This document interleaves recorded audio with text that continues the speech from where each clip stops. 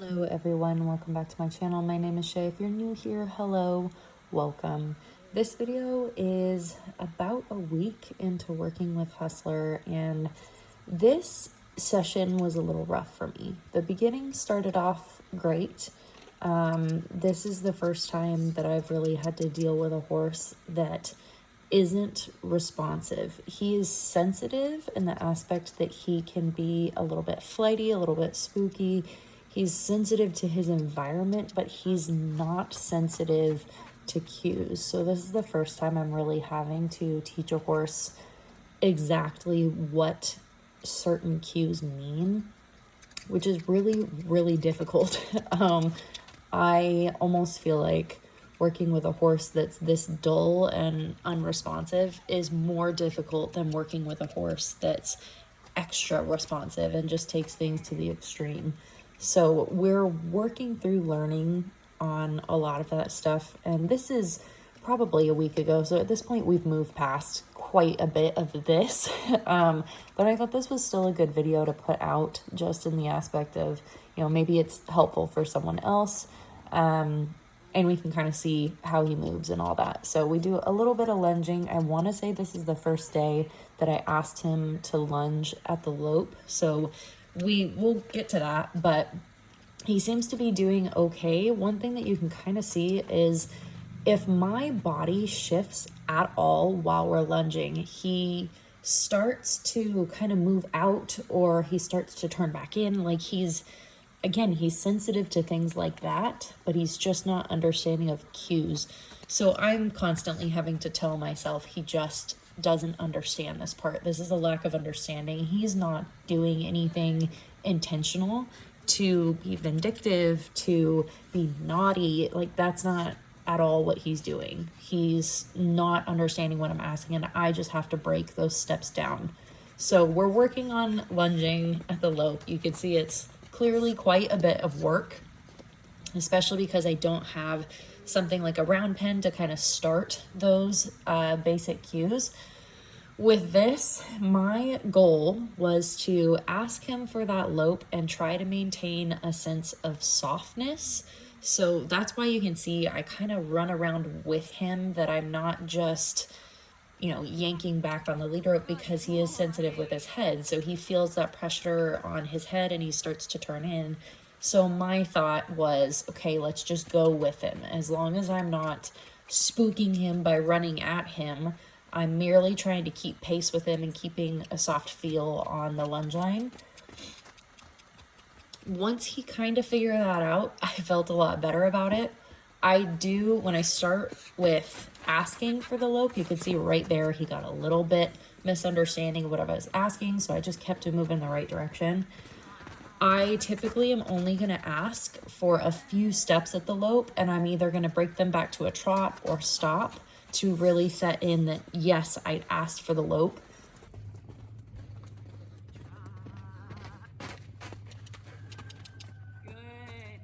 So here we're still working on it a little bit. I asked him to stop, and he's always been really, really good about stopping. He has not been one of those that once he goes, he just doesn't know how to stop. This is also something else that we have had to work on a lot, because he was really, really sensitive about things touching his back end. He's really good about picking up his feet, but when it came to this maneuver of sticking a lead rope or a lunge line around his butt, you could see he just goes, oh my God, what's touching me? And loses his mind a little bit. So we had done this for a couple of days prior to this. And despite this first one being a little nerve-wracking for him, the next couple were fantastic. A lot of it has to do with, I take the lunge line and I go really slow, and I kind of run my hand over his back, scratch his back legs, just kind of getting him used to me being back there before I put the pressure from the lunge line. And what I've started doing too is just that he would start to anticipate. So I would get it over his back and he would immediately start to turn. So he's not really responding to the pressure of the lunge line at that point. He just knows the turn is coming.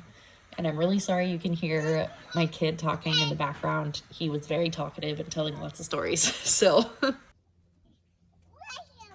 So with this, I put just the tiniest bit of pressure from my hand on his halter to get him to stand. I'm touching over his back, and before I totally let him turn, I relax into it, let go of the halter, and then ask him to move, which has been great for him. He really is able to think through it at that point. You can see he starts to kind of turn in, and then he realizes there's pressure, and he goes back the direction. At this point, with him dropping his head down like this, I think that this was him wanting a big release. So I just let him take his time. I let him kind of sniff the ground. If there was a weed or something he wanted to snack on, you go for it. You just take your time. So I wanted it to be a very slow transition, to be able to get into doing this on the opposite side. So again, I have just I've got my hand on the halter, and then I'm rubbing him. You could see him kind of start to lean back. So I just slowed back down, gave him a couple of pets before I threw the lunge line over his rear. I'm kind of guiding it down with my hand, and then I'll give him scratches and go back and guide it back down. I'm going very, very slow with like minimal to no pressure, because the second I put that pressure on, he begins to respond. He kind of got a little bit stuck here. I think he was just kind of checking out what I was doing. So I just took my left hand and kind of pushed his nose back because I was like, sir, I don't know what this is, but I ended up pushing his head around. And then once his head was there, I gave him a little bit of a cluck, and he just turned right around like it was no big deal. So he's still a little bit faster than I would like. I'd like him to slow down just a touch, but it's definitely better than what it used to be. I want to say this is the first day I threw the saddle on, I think. I don't film all of my sessions because it makes it take a lot longer to worry about where the camera is. So I'll film some sessions every once in a while. Right now I'm just working on throwing the saddle pad up and over. And for the most part, he's always been really good with this. This hasn't been something that is a huge issue for him, but I'm making sure that I'm just kind of throwing it on and off while he's standing there, and I do that from both sides. If he wants to investigate, I don't mind letting him do that. So I'll let him kind of sniff, and then I just go back to throwing it on, taking it off, just to let him stand there and start to get used to it. After I got it on there, I wanted to do a little bit of yielding, make sure that he was still paying attention to me, despite the distraction of something being on his back at this point. This whole process, I have kind of edited a little bit just to cut out some of the time. You could tell he got a little bit spooky with that, but I think it was just the fact that the cinch and the stirrup kind of fell and hit his side. Not something he's super used to, so I just gave him a second, and once he kind of chilled back out, I end up just pulling the whole thing off and basically starting over, which is my kind of typical. I love that he turned his head around to kind of investigate me. I'm just going to throw the pad back up there. You can see he's still a little bit flinchy, a little bit sensitive, so I'm just going about like we've done this a million times and just basically, you know, living in delusion of this isn't a big deal. And as much as I would like to just throw the saddle over, I felt like there was too much on this saddle with the saddlebags being on there. I wasn't too concerned about them being on there, but just to throw all of that over all at once seemed like a lot. So I was trying to be a little bit gentle with it, not too gentle where it's going to make him even more sensitive about it. So the next step here, I'm just kind of readjusting everything. I'm making sure I'm pulling the blanket up into, towards the horn of the saddle, into the pommel.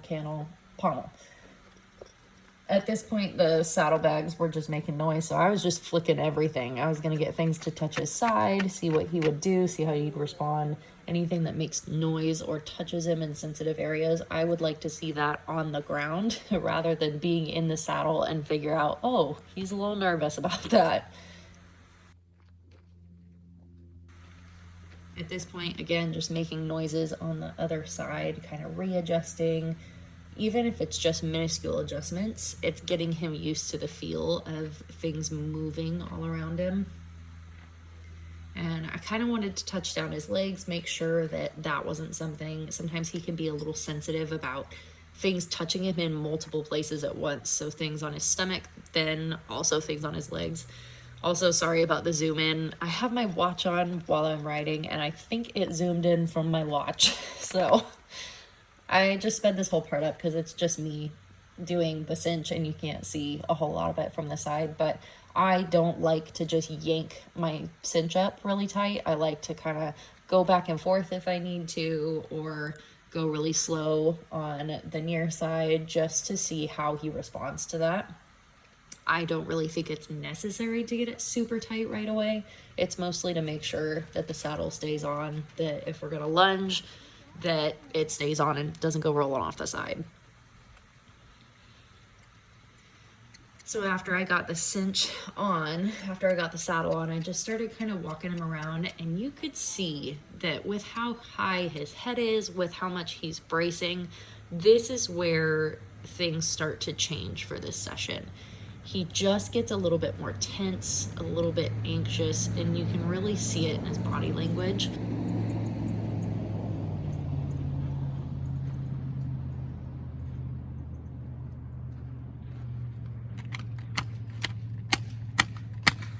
I knew he was a little bit off, but I couldn't quite figure out how to better the situation. So again, I went back to making noise, and at this point I'm asking him for a lunge, and he just freezes up on me. I'm not getting a whole lot. He's starting to do yields, which is not really what I was asking for.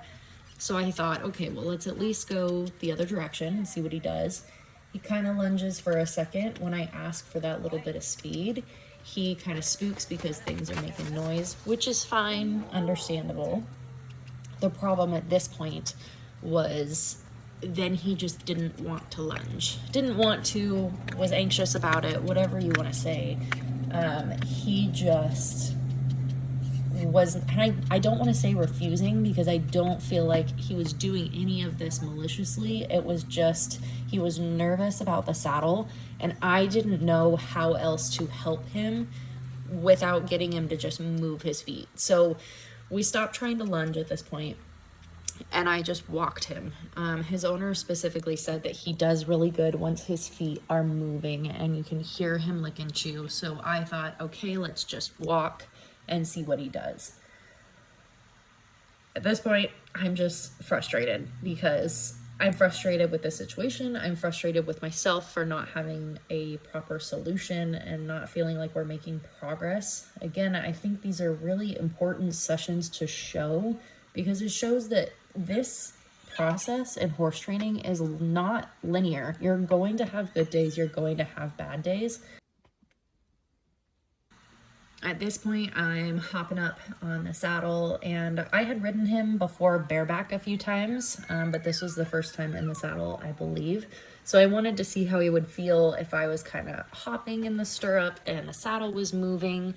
And this is my own fault, but I do like his reaction, that he just kind of did a little flinch, a little bit of a turn, and he just stood there. So I was pretty impressed with that part.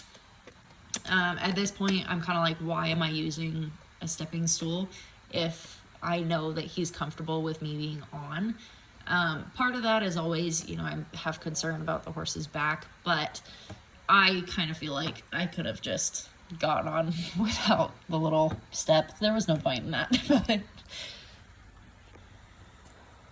I just wanted to take a few quick deep breaths here because I needed to refocus at this point, and I was dealing with my kid that started screaming, being very upset over the fact that he was in a playpen. So dealing with that, and then a horse that doesn't want to move or isn't understanding or isn't comfortable, it just was getting to be a little bit of a lot. So I had readjusted my stirrups and I cut that out because I didn't think it was necessary, but you can see I'm trying to just get him to move, any sort of stimulation, and he just didn't want to. So anytime he took an inch of a step forward, I wanted to just praise him, whether it was from a cluck, from my hands going forward, from squeezing my legs, from kicking my legs. It didn't matter. Any single step forward, I wanted to give him some praise.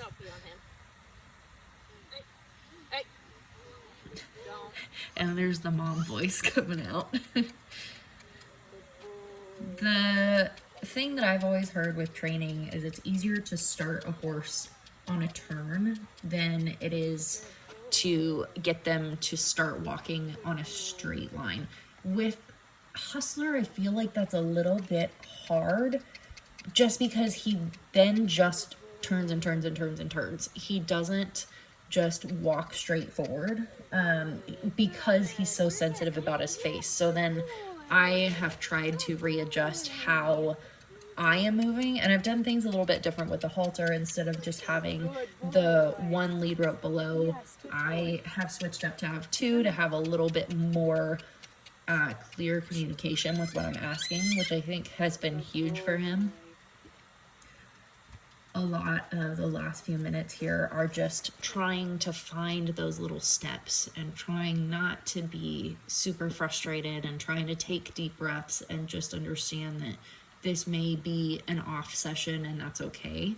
I think it's really important to document these ones, especially looking at him now versus where he was at in this process. I could see why I was so frustrated, but he is a completely different horse this week. I mean, even today I was on him and he was moving great, walking all around the arena. So he is making huge steps forward. It's just really hard in these frustrating moments to take a step back and say that it's okay for us to have an off day. They have off days, we have off days. It happens. So I wanted to end out this session with something that he kind of knows, or is at least less of an issue, if that makes sense. So we did a little bit of walking, and when we stopped, I just started asking for the downward head drop with that little bit of pressure on the halter, and he was still even iffy about this. And I think he just had a lot of tension after trying to be saddled, and if this is the first time in a long time that he's a saddle on, it's a lot for him. So it's easy for me to step back now and watch this and say all these things, but in the moment it's so hard to think positively about the things that are happening and the progress that has been made, because you just feel like it's stagnant and your confidence just drops. And that was my biggest issue, is that after this session, my only thought to myself was how I'm not a good trainer and why am I even doing this, when in all actuality HustlR has made huge strides, and me taking it out on myself or on him is not fair when it's just an off day. So I hope this video is somewhat helpful, somewhat just a conversation, I guess, and a place for people to come to and understand that we all have these off days, and it doesn't matter what level of training you're at, that if the best thing that you can do is step off the horse, do something they know, and be done for the day, that's okay. I mean, this session was not very long, so it's just kind of how it worked out. But I hope this video was helpful. If you guys are curious on more updates from HustlR, make sure you subscribe and hit the notification bell. And if anything, we'll see you in next week's video. Bye, guys.